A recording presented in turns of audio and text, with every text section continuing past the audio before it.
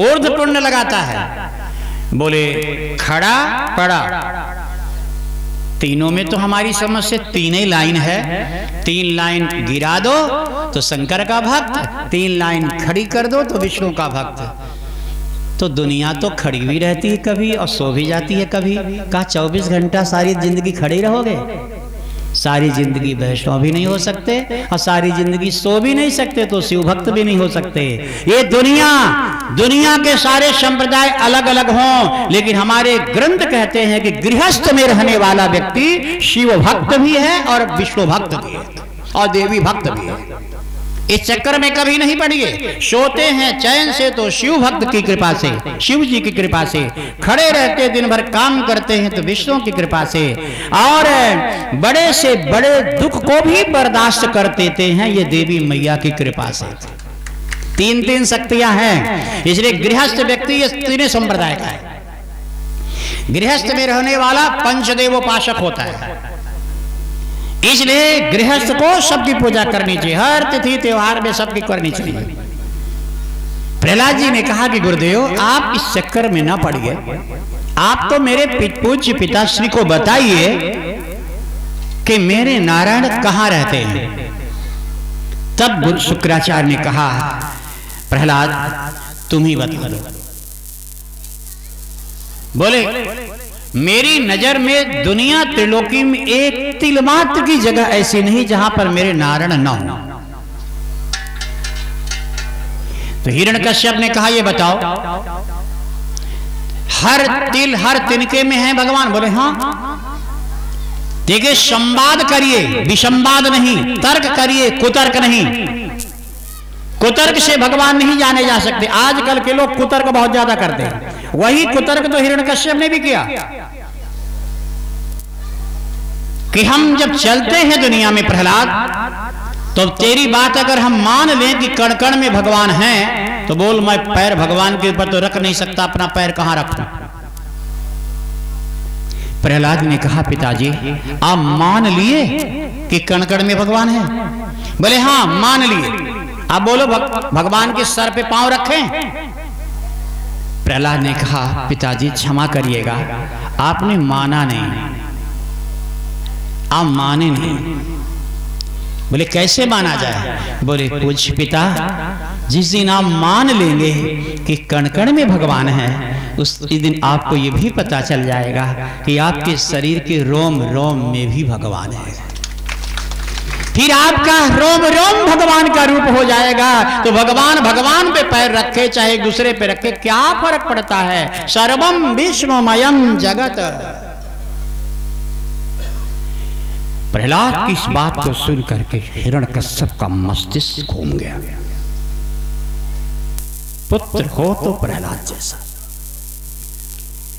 हिरण्यकश्यप ने कहा गुरुदेव क्या ये बात सही है? बोले आप सुनो। तब हिरण्यकश्यप तो सुनना ही नहीं चाहता था नारायण के विषय में, लेकिन आज थोड़ा मस्तिष्क डोला। चीज ही ऐसी है। नारायण ये 4 अक्षर के नाम को क्या कहा गया है? यहां पर कहते हैं नारायणो चतुराक्षरम अग्निरूपम रिपोभिज्ञा। हे राजन नारायण ये 4 अक्षर का नाम आग है, आग। और आग में हाथ जानबूझ के डालोगे तो भी जलेगा, और अनजान से अगर हाथ चला जाए तो भी जलेगा। तो ये नारायण ये 4 अक्षर का नाम आग जैसा है। जानबूझ कर लोगे तो भी शरीर के भीतर का पाप नष्ट होगा, और अनजान से लोगे तो भी शरीर का पाप नष्ट होगा। इसलिए नारायण ये 4 अक्षर का नाम है, नारायण चतुराक्षरम। हिरण्यकश्यप ने कहा पुत्र ये बताओ ये रहता कहां है? बोले पिताजी सर्वत्र है। बोले अगर वो सर्वत्र है, यदि नारायण स वैकुंठवासी सर्वत्र विद्यते तो स्तंभे किम न दृश्यते। अगर वो सर्वत्र कण कण में है तो इस खंबे में क्यों नहीं दिखता? बोले पिताजी अंधा व्यक्ति अगर कहे कि मुझे दिखता नहीं, तो हम उसको उत्तर क्या दे सकते हैं? बड़े चतुराई से अपने बाप को अंधा कह दिया। हिरण्यकश्यप मने मन गुस्सा भी करता है और मने मन हंसने भी लगता है भीतर भीतर की गजब का है, पूज्य पिता कह रहा है और मुझको अंधा भी साबित कर रहा है।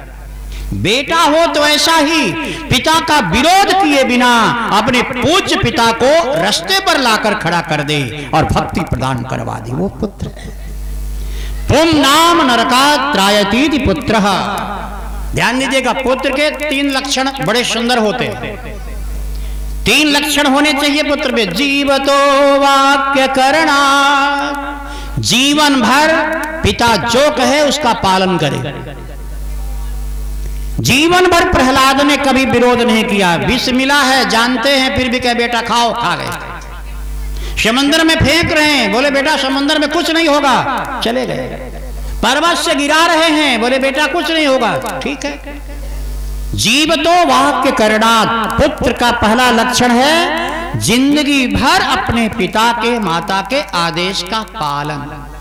यही तो रामायण भी कहता है ना, अनुचित उचित विचार तजी जो मानहि पितु बैन। यही तो रामायण भी कहता है। और दूसरा पुत्र का लक्षण क्या है? जीव तो वाक्य करणात्। दूसरा लक्षण मृता है भूरि भोजनम, पिता के मरने के बाद खूब भोज भंडारा कराए।